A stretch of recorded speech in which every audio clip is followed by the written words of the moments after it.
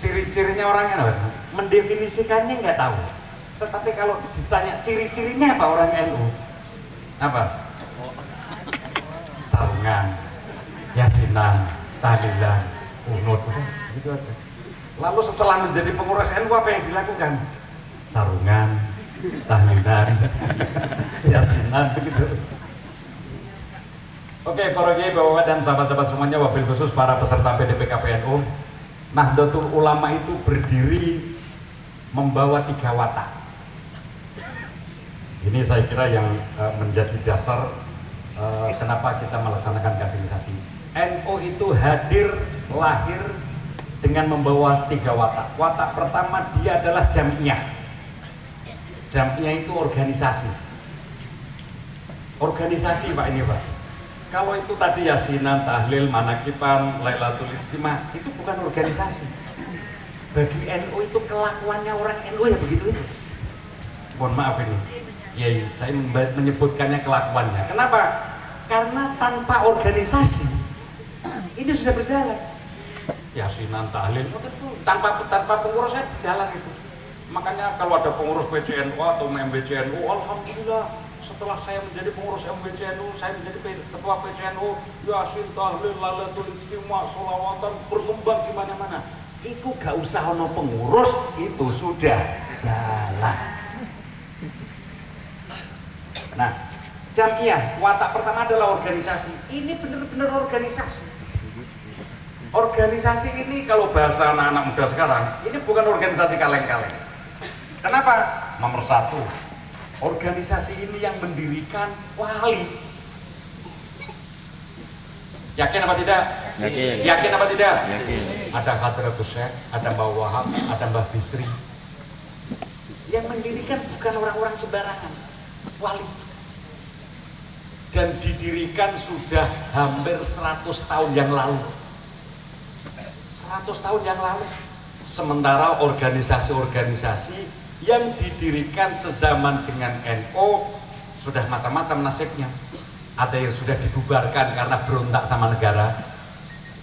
Ada yang organisasinya masih hidup tetapi tinggal namanya organisasinya, warganya sudah habis. Ada yang ya sudah pokoknya tinggal pengurusnya tok ngalor ngidul atas nama organisasi itu. Sementara NU ini warganya, jamaahnya makin banyak. Ya itu tadi tapi seperti yang disampaikan Pak Ketua PWNU, ngakunya NU tetapi ditanya NU nggak tahu, dan pengurusnya di muko-muko ya begini-beginilah modelnya. Itu yang ketuanya ya seperti Kang Daud begini, tapi walaupun pengurusnya begini-begini nyatanya juga tumbuh berkembang. Ini angkatan kedua PDPKP ini pesertanya terkonfirmasi 300 berapa? 340. Saya nggak tahu banyak kenapa. Apakah karena gratis? Saya nggak tahu. Padahal kalau gratis ini berbahaya. Jadi kalau kaderisasi begini dan itu gratis, itu berbahaya buat kami instruktur. Kenapa? Karena gratis. Loh, efeknya apa? Alah peserta lagi pegel TV, alah pulang-pulang. Bagaimana mau nggak rugi apa-apa? Gratis. Makanya saya deg-degan ini peserta nyetar 380, nanti malam masih berapa, pulang berapa, besok tinggal berapa, sampai terakhir itu nanti masih berapa. Saya deg-degan luar biasa ini Mas. Saya deg-degan. Kenapa? Karena gratis. Remuk lah wes. Nah, karena ini organisasi, maka organisasi ini harus ditata ala organisasi. Organisasi ini punya kepengurusannya dari PBNU. Kebetulan saya adalah pengurus PBNU, wakil sekjen PBNU. Ini ada PWNU, ketuanya langsung datang. Ada PCNU, tadi MWC NU di absen oleh Pak Ketua MWC. Ada MWC, ada ranting. NU, ini ibu-ibu barangkali protes dari tadi kalau disebut NU terus muslimat, kok nggak disebut fatayat, kok nggak disebut. Betul. NU itu rumah besar. Rumah besarnya itu namanya NU, bapak-bapak namanya NU, ibu-ibu punya rumah namanya, punya kamar namanya muslimat. Anak lanang yang gede namanya Ansor, yang agak keren namanya Banser. Anak putri yang gede namanya Fatayat. Adiknya IPPNU, yang laki-laki Ibnu. Ini keluarga ini. Kalau harus disebut semuanya ya. Nah, makanya kita sebut nama keluarga besarnya. Pertanyaan saya, sebagai sebuah keluarga besar ini, NU Muslimat, Fatayat, Ibnu, PPNU, Ansor, Banser, di muko-muko ini sebagai sebuah keluarga besar, hidupnya sudah harmonis, sudah rukun, sudah bau-membau, apa belum? Ya sudah, tapi jawabnya karo guyu. Jawabnya aja belum kompak. Jangan-jangan yang nggak jawab ini bukan NU. Siapa kita? NU. Siapa kita? NU. Tangannya sambil begini, biar gak NU-nya. Siapa kita? NU. Makanya begitu kita tanya siapa kita, jawabnya adalah NU. Jawabnya NU. Kenapa? Menyatu dalam NU. Bukan minatnya sendiri-sendiri. Ini sekarang saya tes. Saya tanya siapa kita, jawabnya nyebut namanya masing-masing dan keras. Oke? Siapa kita? Ruwet kan? Ruwet. Dan kalau NU ruwet berarti di situ NU-nya bergerak sesuai dengan selera masing-masing. Ini pertama. Jadi watak pertama NU ini adalah jamiah. Dia adalah organisasi. Dia punya kantor, dia punya pengurus, dia punya tanggung jawab, punya job description, punya tugas dan tanggung jawab. Tentu pengurus ini harus lebih dari yang lain, yang bukan pengurus. Ini yang pertama. Yang kedua, watak yang kedua, dia adalah jamiah diniyah. NU ini lahir karena atau dasar latar belakang kelahirannya itu adalah atas dasar motivasi keberagamaan. Sebab-sebab lahirnya itu karena persoalan agama, bukan hanya sekedar pengen kumpul-kumpul. 1926 saat itu atau tahun-tahun sebelumnya, otoritas keberagaman di tingkat dunia ini, di tingkat global ini, penguasanya adalah namanya Kekhalifahan Turki Utsmani, di mana Kekhalifahan Turki Utsmani inilah yang termasuk mengelola dua kota suci bagi umat Islam, yakni Mekah dan Madinah. Turki Utsmani berarti tempatnya di negaranya bernama Turki. Itu sebelum Kekhalifahan Turki Utsmani ini bubar. Nah, halo? Ini urusan dengan tetangga masih guyon terus sendiri. Menjelang 1926, Kekhalifahan Turki Utsmani ini kekuasaannya mulai lemah, mulai meredup. Setelah berkuasa sekian abad, sampai kemudian resmi kalah dan bubar, muncul mamlakah baru, muncul kerajaan baru yang dipimpin oleh orang yang namanya Ibnu Saud. Karena raja baru, kerajaan baru ini pimpinannya adalah Ibnu Saud, maka mamlakah baru atau kerajaan baru itu bernama As-Saudiyah atau Saudi. Nah, celakanya kerajaan baru yang bernama As-Saudiyah ini faham keberagamannya bukan lagi seperti Kekhalifahan Turki Utsmani, bukan Ahlus Sunnah wal Jamaah, bukan Sunni, tetapi Wahabi. Sekali lagi, mamlakah baru, kerajaan baru ini faham beragamanya berbeda dengan penguasa sebelumnya, yaitu Sunni, Ahlus Sunnah wal Jamaah, tetapi faham beragamanya adalah Wahabi. Maka di titik situasi waktu itulah ulama-ulama Ahlus Sunnah wal Jamaah di tanah Nusantara yang dulu juga menjadi kiai-kiai, menjadi imam besar di Mekah. Jangan salah loh, zaman-zaman tahun-tahun itu ulama-ulama tanah Nusantara itu sudah banyak yang menjadi imam besar di Haramain. Ada Syekh Hatib Samban, Syekh Yasin Al-Fadani, dan seterusnya, ada banyak. Maka ketika Makkah dan Madinah ini kemudian dikuasai oleh kerajaan Wahabi, ulama-ulama Ahlus Sunnah wal Jamaah di tanah Nusantara yang dipelopori oleh Hadratus Syekh Hasyim Asy'ari berpikir bahwa umat Islam Ahlus Sunnah wal Jamaah di tanah Nusantara yang ini adalah hasil karya dakwahnya para wali songo, harus segera dibuatkan wadah, harus segera dibuatkan rumah. Supaya apa? Supaya tidak tertular oleh paham baru yang dibawa oleh Wahabi. Saat itu Wahabinya di mana? Masih di mana? Masih di sana, Pak. Masih sedang menata negara, mengatur kekuasaan. Tapi ulama-ulama di tanah Nusantara sudah merasa penting di tanah Nusantara ini harus ada rumah, harus ada wadah yang menjadi tempat pengembangbiakan, penumbuh kembangan umat-umat Islam Ahlus Sunnah wal Jamaah. Maka 1926 lahirlah wadah itu bernama Nahdlatul Ulama. Sekali lagi pertanyaan saya, waktu itu Wahabinya masih di mana?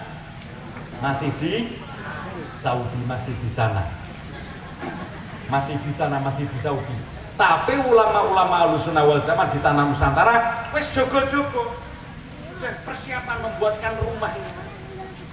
Padahal Wahabinya masih di Saudi. Sekarang Wahabinya di mana? Hah? Sekarang Wahabinya di mana? Di Indonesia ada? Ada. Di Sumatera ada? Ada. Di Bengkulu ada? Ada. Di Muko-Muko ada? Ada. Di sini ada?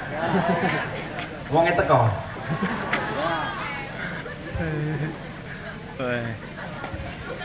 Bapak-bapak, berarti tujuan pertama didirikannya NU adalah menjadi wadah agar Islam Ahlus Sunnah wal Jamaah yang bagi NU diyakini inilah cara beragama yang benar, yang sanadnya tersambung kepada baginda Rasulullah Sallallahu Alaihi Wasallam, tetap utuh, tetap murni, tidak terpengaruh oleh paham-paham yang baru. Maka lahirlah wadah itu bernama Nahdlatul Ulama. Logonya apa bentuknya? Jagat, bola dunia. Jagatnya utuh apa keroak? Utuh apa keroak? Utuh, Pak.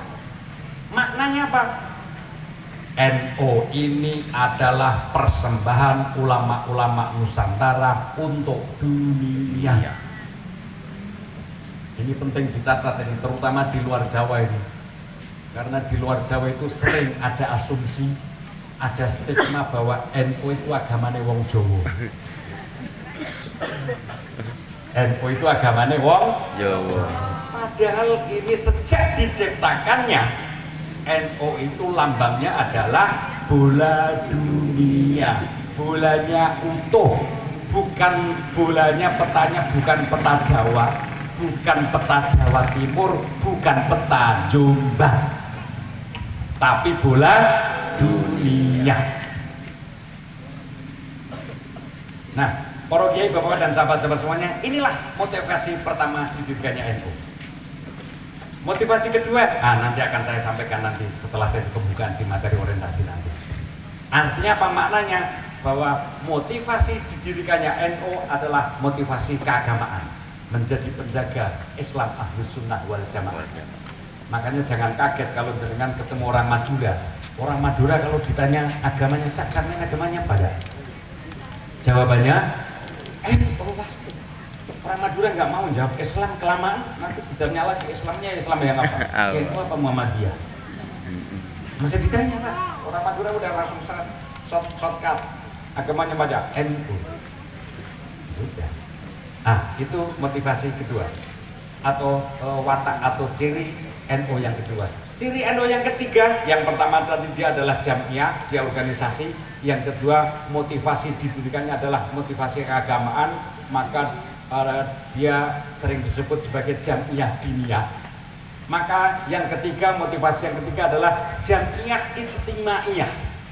Apa maknanya? Ini organisasi kemasyarakatan. Maknanya apa? Organisasi ini didirikan untuk melayani masyarakat, bukan untuk pengurus, bukan untuk kepentingan pengurus. Makanya saya sepakat tadi yang disampaikan oleh ketua PCNU tadi.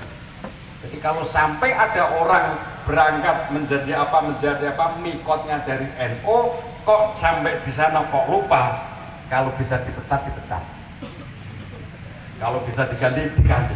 Bagaimana? Memang NU itu dilahirkan untuk melayani masyarakat. Masyarakat itu siapa? Yang pertama yang prioritas ya masyarakat NU. Siapa mereka? Mereka adalah pengamal-pengamal, mereka adalah pemborong-pemborong ajaran Ahlus Sunnah wal Jamaah. Yasin berangkat, tahlilan berangkat, manakib berangkat, pengajian kayak ini berangkat. Terus pokoknya langsung berangkat. Nah biasanya orang-orang begini nih diajak NU, diajak muslimat biasanya berdangel. Alah lele, aku sementing pokoknya melok Yasin, melok tahlil, melok manakib, Lailatul Istimewa, nggak usah NU-NU-nan, nggak usah muslimat-muslimatan. Yang seperti ini di muka-muka ada apa tidak? Ada apa tidak? Ada. Ada apa banyak? Banyak. Inilah yang harus kita urusi. Mereka adalah pemborong amalia NU, tapi diajak masuk ke rumah belum mau. Maka itulah ada ambulan, ada macam-macam. Dalam rangka ini NU hadir untuk melayani masyarakat. Kalau NU ada kok tidak ada manfaatnya buat masyarakat, nah itu pengurusnya harus digantung pertama. Saya pernah ketemu di satu tempat ini, jadi pengajian rutinan lah. Saya dengan bangganya menyampaikan, alhamdulillah Pak, rutinan BMBC kami sekarang lancar. Berapa pesertanya, jamaahnya pesertanya berapa? 40 orang. Itu siapa 40 orang itu? Ya pengurus. Berarti ini kan NU ini dari pengurus untuk pengurus ini. Untuk jamaahnya mana? Nah, maka siapapun pengurusnya di level manapun harus memenuhi 3 hal ini. Memenuhi kewajiban organisasi, memenuhi tugas sebagai pengawas atau penjaga keagamaan, dan yang ketiga melayani masyarakat. Nah, lalu muncullah kaderisasi ini. Berawal dari ini, saya cerita sedikit ini, berawal dari almarhum almarfullah Romo Kiai Haji Muhammad Ahmad Sahal Mahfud. Beliau ini adalah OSM PBNU waktu itu, periode pertama. Jadi sebelum muktamar ke 32 di Makassar, beliau ini kepada sesama pengurus NU, terutama yang muda-muda, itu sering banget menyampaikan apa yang beliau pikirkan. Ada 3 hal yang beliau sampaikan. Ini kan habis pilkada kan saya nyebut angka, aman Pak Polisi ya. Sudah selesai lah urusan kita soal angka, sudah selesai, aman nih saya nyebut angka gitu. Yang pertama itu 2010. Ini sebentar lagi NU ini berusia 1 abad. Sebentar lagi NU ini berusia 1 abad. Kalau NU terus menerus dikelola dengan cara-cara seperti ini, 1 abad NU nanti masih ada apa enggak jamnya NU ini? Organisasi ini masih ada apa enggak? Saya kaget dengan pernyataan Mbak Sahar. Kenapa? Karena saya belum banyak ke daerah-daerah. Tetapi setelah kami ke daerah-daerah Pak, jangankan luar Jawa, jangankan muko-muko, jangankan Pidi, Dairi, jangankan sana di wilayah Ambon sana, Jawa Timur Pak, Jawa Timur, yang menurut kita Jawa Timur itu NU stop. Tahun itu loh ya, tahun-tahun 2012-2013, saya tanya pengurus PCNU, jumlah pengurus PCNU-nya berapa Kiai? 70 orang Pak Amir. Wah mantap, 70 orang. Kalau diundang rapat yang datang berapa? Nah, ya 7, 9, 11.